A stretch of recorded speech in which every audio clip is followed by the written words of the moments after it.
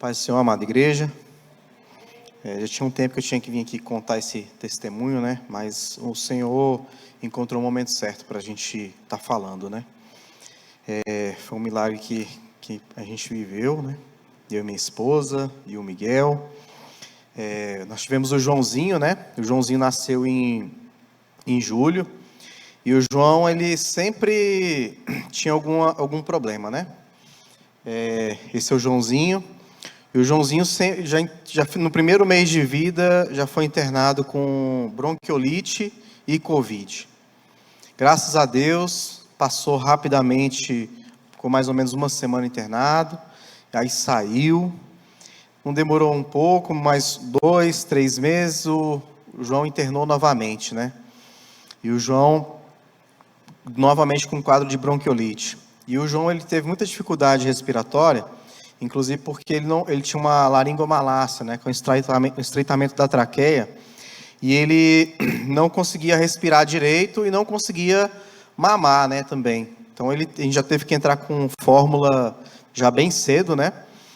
E a gente voltou para o hospital com bronquiolite, ficou mais uma semana internado, passou todo o processo, né? Alto fluxo, teve que usar essa máscara aí por um tempo, saiu do hospital, teve alta, né? E por assim foi 3 vezes. E na terceira vez que ele teve alta, eu não estava muito seguro, né? Do João voltar para casa, porque eu achei ele ainda muito fraco, né? Mas a médica falou que era melhor ele voltar para casa, porque estava tendo muito surto de outras doenças, e ela estava com medo dele acabar pegando uma doença oportunista, né? Então mandou a gente para casa. Uma semana depois nós voltamos, né? Quadro de bronquiolite que evoluiu para pneumonia, né? E aí no caso ele tinha sido entubado, né? Ele passou todo o processo. Usou alto fluxo para aumentar a vazão de oxigênio, colocou aquela máscara, que é para poder pressionar o pulmão para melhorar a respiração, né? Essa máscara. E, por fim, ele foi preciso ser entubado para que ele conseguisse ter uma respiração melhor, conseguisse se alimentar, né? Ter um pouco mais de conforto. Só que precisou fazer um acesso venoso, e não foi possível fazer o acesso venoso. Só que a saturação dele estava piorando muito rapidamente. Então, o médico optou por fazer a intubação e, em seguida, fazer o acesso. Porém, durante a intubação, eu vi os batimentos do João caindo de 180 batimentos para 170, 160, 150. Eu falei, doutor, tá tudo bem? A gente está tentando, vamos conseguir. E ele foi entubando, e o pulmão do Miguel, durante a intubação, entrou num processo de travamento, né? Ele trava como uma reação do nosso organismo, né? De proteção, né? Mas nesse caso ele travou para não entrar o tubo, e o João parou de respirar nesse momento. E os batimentos dele veio a 0. Nesse momento, meu coração se apertou, e o médico olhou para mim, levantou a cabeça, olhou para mim, com um olhar de desespero.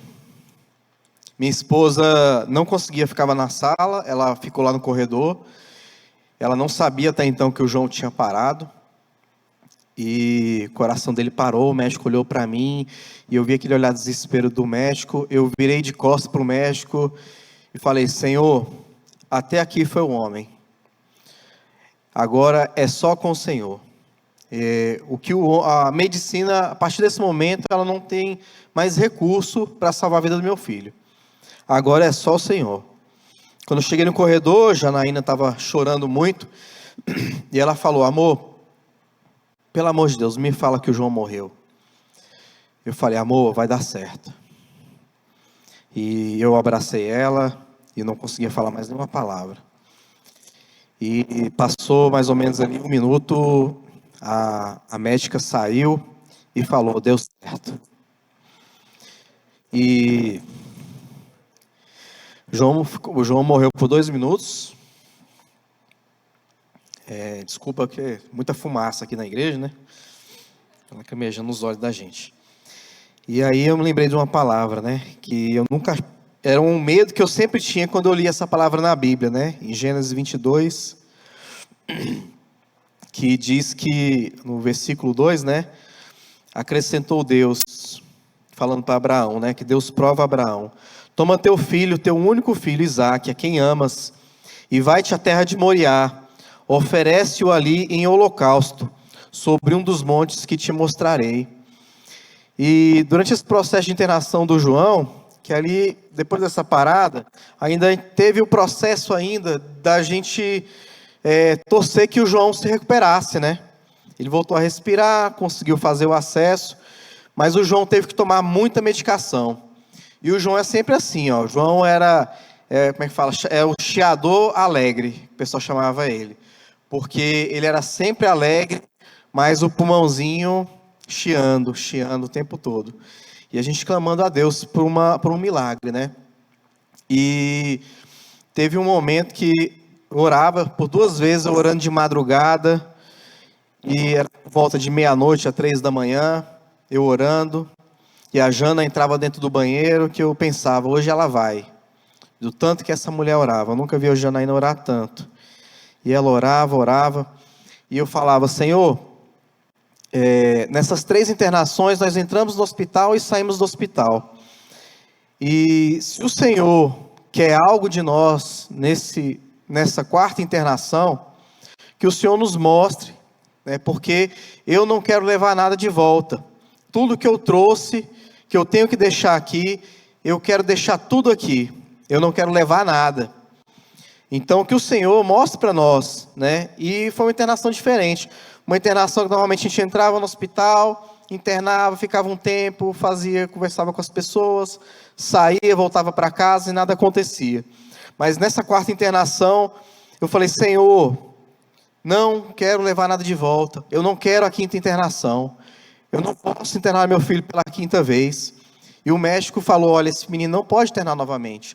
O pulmão dele parecia uma teia de aranha, de tanta cicatriz, de tantas internações seguidas. Ele não tinha, o organismo dele não suportaria uma 5ª internação. Então, eu falei, Senhor, então coloque diante de nós aquilo que está no teu coração.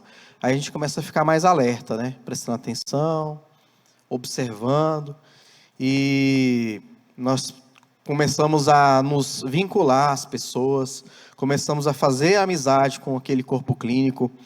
Em alguns momentos que nós orávamos, porque todos os quartos têm câmeras, né? Então eles ficam acompanhando tudo das câmeras.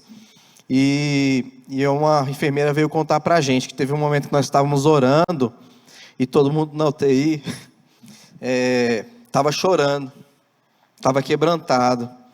Então Deus foi começando a tocar na vida das pessoas. As pessoas, pela vida do João, começaram a acreditar no milagre. Então esse é um dos plantões, né, que cuidou do João. Inclusive essa médica aqui da esquerda foi a que participou da maioria dos processos, né, mais complicados. E toda essa equipe nós adotamos assim com muito amor, em oração. Então, teve pessoas que nós passamos o Natal e o Ano Novo lá, né? E teve pessoas que a gente contou a nossa história, a gente contou como eu e a Janaína se conheceu, e a enfermeira veio contar depois que no Natal contou, num jantar da família, né? Como que eu e a Janaína se conheceu, que ela estava sofrendo muito com a filha em relação ao relacionamento. E ela contou o nosso testemunho lá, e a filha dela falou, mãe, eu quero um casamento de Deus a partir de agora. Eu não quero mais esses relacionamentos por aí. Eu quero um relacionamento igual desse casal que você contou. Aí uma hora eu conto como foi que eu e a Janaína se conheceu. Mas teve outras pessoas, uma enfermeira que era da Igreja do Véu, que ela há muito tempo, ela e o marido que tentavam engravidar, não conseguia, e a gente contou, né, como foi o milagre, assim, que quase que a gente não tem o Miguel, que é o mais velho, né, porque a gente quase que se separa no momento que a gente teve o Miguel, né, e o Senhor, nós fizemos aqui o Casados para Sempre, recomendo que os irmãos façam, e nós tivemos nosso casamento restaurado, e foi até após o Casados para Sempre, nós já tivemos o primeiro filho, né? E aí, depois de um tempo, foi até recentemente, ela mandou mensagem para a gente toda feliz, dizendo que conseguiu engravidar já do seu primeiro filho, né? Então, irmãos, só para finalizar esse testemunho, hoje o João, graças a Deus, está com seu 1 ano e meio, não internou mais, teve gripes, mas tirou de letra, e nós cremos que o Senhor, né, Ele fez esse milagre, né? Várias vezes a gente chorando de madrugada, pessoas sendo quebrantadas, e nós criamos vínculo com as pessoas. Então a gente não pode, eu aprendi que a gente não pode pisar nos lugares e deixar aquele lugar como está. Nós devemos fazer diferença, e não somos nós, é Deus na nossa vida. E em Provérbios 16:3 diz assim: confia no Senhor as tuas obras, e teus pensamentos serão estabelecidos. E essa semana Deus me mostrou um texto de Martinho Lutero, que eu queria compartilhar com os irmãos, que ele diz assim: eu segurei muitas coisas em minhas mãos e perdi todas, mas tudo que eu coloquei nas mãos de Deus, isso ainda possuo. Então, eu entreguei tudo para Deus, falei: Senhor, tudo é teu, esses filhos são teus, o Senhor não me deu meus filhos para tirar, e um dia o Senhor me prometeu que muito mais eu faria na vida deles, dos meus filhos. Então, eu falei: Senhor, cumpra a tua promessa na vida dos meus filhos, e é o Senhor que vai fazer. Eu entendi que é o Senhor que vai fazer, não sou eu. A gente só age como instrumento, mas quem faz a obra é o Senhor. E eu entendi que nós temos que entregar, sabe? Entregar todo o nosso desejo de controle. Às vezes nós ficamos angustiados, nós entramos em depressão, nós entramos em ansiedade, porque nós queremos resolver o problema. E não depende de nós, depende do Senhor. Então, assim como Abraão fez, naquele monte, né, e entregou o seu filho, e aquele ali se tornou o monte Deus proverá, né? Eu entreguei a vida dos meus filhos naquele dia, nas mãos do Senhor, e confiando que só Ele que vai cuidar. E aí eu coloquei aquele monte lá, o monte vai dar certo, porque foi a palavra que eu usei, né? Vai dar certo.